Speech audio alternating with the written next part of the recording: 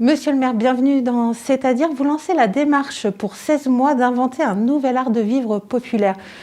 Vous aviez déjà fait des réunions l'an dernier à ce sujet. Qu'est-ce que ça vous a apporté ? Ça nous apporte, d'abord pendant le Covid, ça nous a permis d'avoir des discussions avec des habitants qu'on n'aurait pas rencontrés si on n'avait rien fait du tout, et ça a été l'occasion de rencontrer du monde. Mais pourquoi refaire ce travail ? Et on veut le refaire parce qu'on n'a pas rencontré suffisamment de monde. C'est-à-dire que pendant l'année de Covid, on a dû rencontrer entre 100 et 200 personnes avec qui nous avons réfléchi, travaillé, inventé un peu. Et ce n'est pas suffisant parce qu'inventer un nouvel art de vivre populaire, ça doit se faire avec beaucoup plus d'habitants. Et là, nous nous donnons l'ambition de réunir plus de 4000 personnes, d'avoir plus de 4000 personnes qui nous aident à inventer ce nouvel art de vivre populaire à Gennevilliers. Mais vous avez fait quand même un bilan de ces premières réunions ? Oui, ça a servi parce que ça nous a permis de mieux cerner les thèmes des débats, les questions, même les polémiques que l'on pouvait mettre en place, et de telle sorte qu'avec les habitants, on puisse rentrer dans le dur pendant ces 16 mois. Alors justement, expliquez-nous cette démarche qui pour certains peut paraître un peu utopique. C'est à la fois utopique et en même temps nécessaire, parce que moi, quand j'écoute les habitants, il y en a plein qui me disent que ça ne peut pas durer comme ça. La ville qui parle de Gennevilliers ou de la métropole, c'est pareil en disant c'est trop stressant, trop anonyme, il faudrait qu'on retrouve, certains disent, parfois avec un peu de mythe d'ailleurs, il faudrait qu'on retrouve les bonnes ambiances d'avant, faire en sorte que les gens se respectent mieux, combattre les incivilités. Donc c'est pas que de l'utopie, c'est aussi une nécessité. C'est-à-dire que si on veut mieux vivre à Gennevilliers, il y a plein de points d'amélioration que l'on arrivera à avoir que si on le fait ensemble. C'est-à-dire qu'on ne peut pas se reporter que sur la police, que sur la ville ou que sur les habitants. Il y a vraiment différentes mesures et un état d'esprit aussi public à avoir, et le débat public peut l'aider. Alors rappelez-nous ce que c'est que l'art de vivre populaire. Ce que c'est avec les habitants qu'on le définira bien mieux, mais c'est de faire en sorte que l'on respecte mieux notre environnement déjà, que l'on réponde aussi aux enjeux de ce siècle, avec tous les enjeux climatiques et environnementaux qui nous sont posés. C'est de faire aussi que les gens se respectent mieux, soient mieux respectés, parce qu'il y a aussi le sentiment d'habitants, de toute catégorie sociale d'ailleurs, que l'on soit très pauvre ou moyennement riche, qui a le sentiment qu'aujourd'hui personne ne vous respecte, et de retrouver une vie en ville où on se sent respecté et où on respecte les autres, est un enjeu de ce nouvel art de vivre populaire. Alors vous dites c'est indispensable d'afficher le refus de parvenir. Qu'est-ce que cela signifie ? On n'est pas obligé de vouloir ressembler à ce qu'on nous montre à la télévision, des gens qui ont une maison avec piscine et qui achètent tous les matins de nouveaux produits et donc gâchent les ressources de la planète mais n'ont même pas forcément une idée de ce que c'est le bonheur. Je pense qu'il faut qu'on retrouve ce que j'appelle une sorte de frugalité heureuse.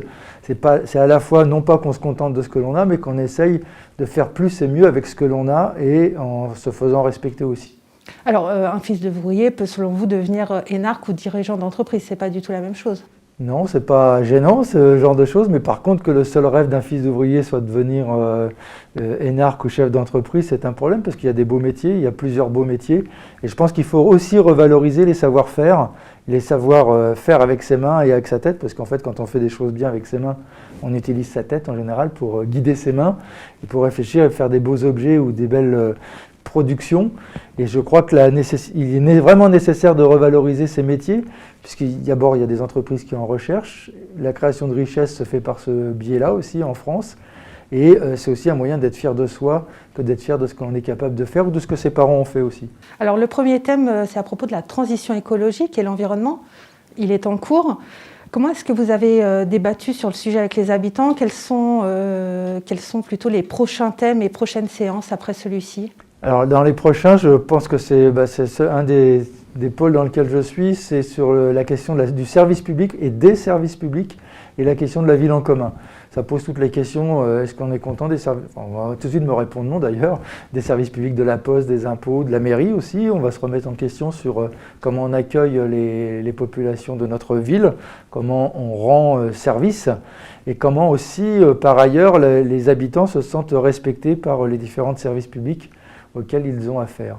Alors le suivant, ça sera sur l'éducation. Oui, avec un travail normalement autour de la coéducation et de faire en sorte qu'on ait une force de frappe, je dirais, si j'ose dire, même si ce n'est pas le bon mot si on parle d'éducation, mais c'est un peu guerrier comme terme, mais en tout cas qu'on puisse se mettre tous en synergie et travailler ensemble améliorer tous les systèmes d'éducation, parce qu'il n'y a pas que l'école qui compte, il y a aussi nous adultes, les services socio-éducatifs de la ville, les clubs et associations et les adultes dans la vie en général.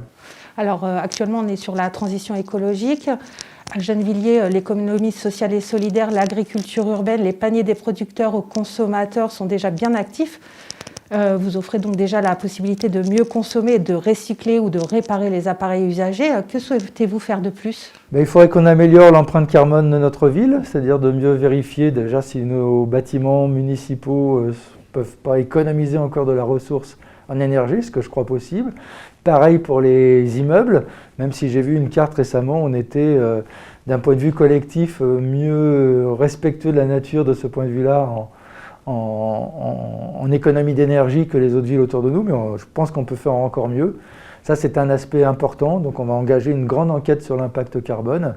Et puis, il y a dans la vie de tous les jours, comment on déminéralise la ville, comment on fait que l'eau s'absorbe mieux dans les sols, comment on fait un nouveau mode de vie aussi avec une présence de la nature autour de nous. Alors, dernière question, comment est-ce que vous prévoyez de votre côté de retrouver le temps de vivre, d'éviter une vie rapide et le stress lié à votre rôle de maire ? Et alors ça ne marche pas pour le maire, ça ce sera pour les habitants, c'est-à-dire qu'il faut que moi j'accélère pour que les habitants puissent ralentir et de faire en sorte qu'on s'adapte au rythme de vie des uns et des autres. Ça fait partie des choses contradictoires, mais sur lesquelles on va arriver à travailler. Ce ne sera pas pour moi la slow attitude. On arrête là, on se retrouve dans 15 jours dans C'est-à-dire.